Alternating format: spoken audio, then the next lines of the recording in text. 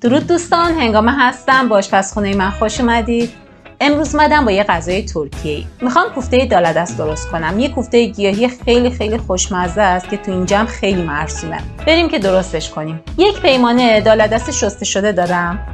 میریزمش توی قابلمه. 2 برابرش یعنی 2 پیمانه آب بهش اضافه میکنم.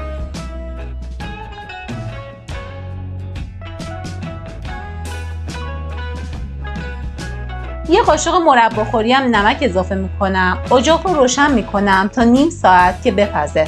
البته بعد از جوش اومدن زیرش رو کم کنید که کم کم بپزه، آبش خوش نشه. ولی کلا دالادست زود میپزه، توی نیم ساعت کامل پخته شده. بعد از نیم ساعت که پخت، یک پیمانه بلغور ریز مخصوص کوفته رو میشورم، بلغور گندم البته.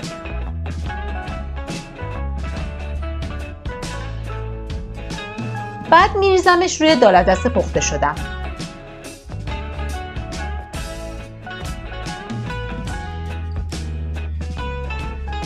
حرارتم رو خاموش میکنم، در قابلمه رو میذارم. اجازه میدم نیم ساعت بمونه تا با بخاری که داخل قابلمه هست بلغور گندم کامل نرم بشه.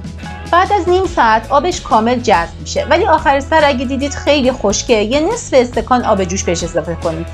اندازه رطوبت هم کامل توی ویدیو مشخصه. حالا این موادمو میذارم کنار. یه دونه پیاز درشت دارم که با رنده درشت رندش کردم. میذارم برای سرخ شدن. حسابی تفتش میدم. برای این غذا کم تفت ندید پیاز رو، یعنی حالت خام نداشته باشه. پیازتون باید کامل سرخ بشه.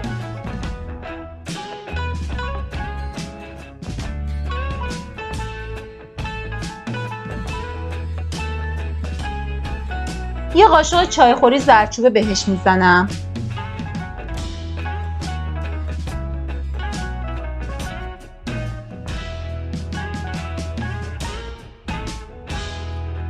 یک و نیم قاشق غذاخوری رب گوجه فرنگی. یه خورده تفتش میدم تا حدی که رنگ رب به روغنمون در بیاد.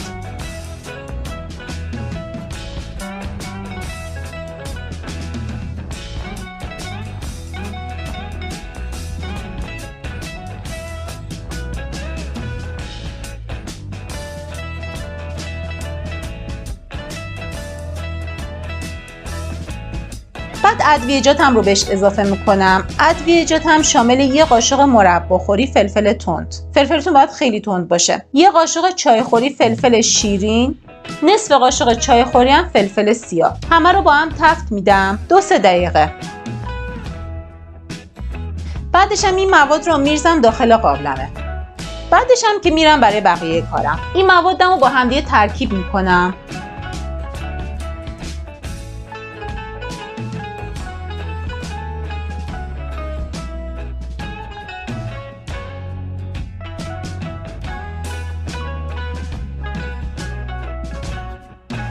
اندازه 2 تا مشت جعفری خورد میکنم که میشه اندازه‌ای که 5 تا قاشق غذاخوری بشه.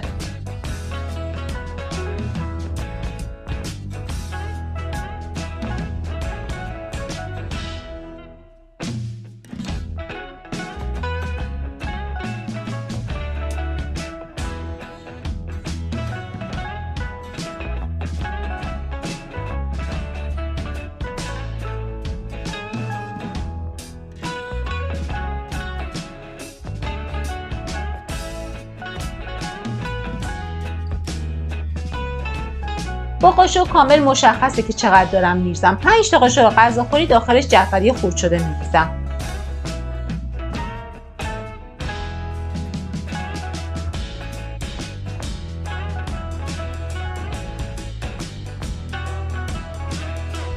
حالا 2-3 تا ساق پیازچه رو خورد میکنم که بشه 3 تا قاشق غذاخوری.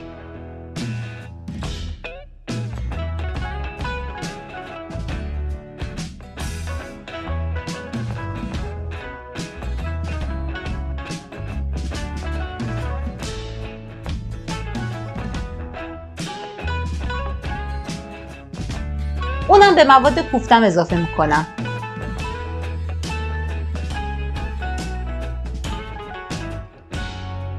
آب یه لیمو سنگی رو میگیرم، اونم میریزم روش. اگه از لیموهای کوچیک ایران استفاده میکنید 2 تا استفاده کنید که بشه اندازه یه لیمو سنگی بزرگ.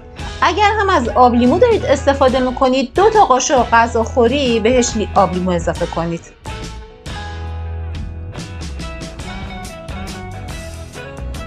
حالا همه این مواد کوفته رو خوب با هم دیگه ترکیب میکنیم. دوستان از این موادی که گفتم لطفاً هیچ کدومش رو حذف نکنید. یعنی اینا همه مواد اصلی، ما مواد فرعی تو کوفته داله‌دست نداریم.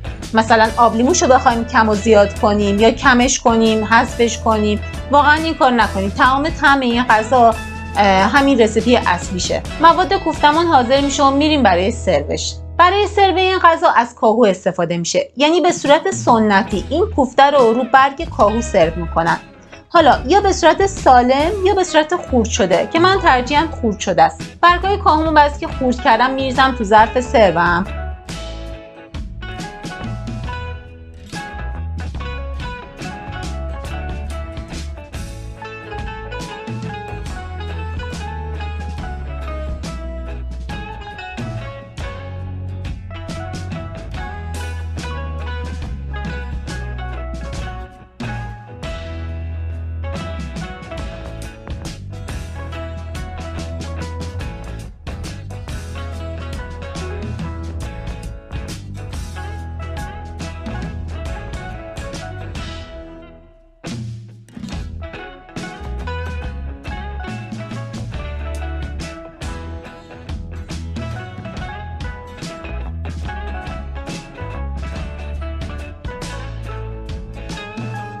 از مواد کوفته تو دستتون بیضی شکل بدید، بعد با انگشتاتون فشار بدید تا رد انگشت روش بمونه.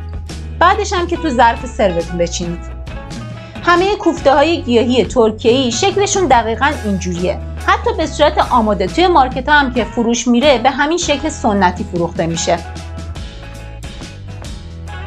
موقع خوردن هم حتما روش آب لیمو بچلونید که خیلی خوشمزه میشه.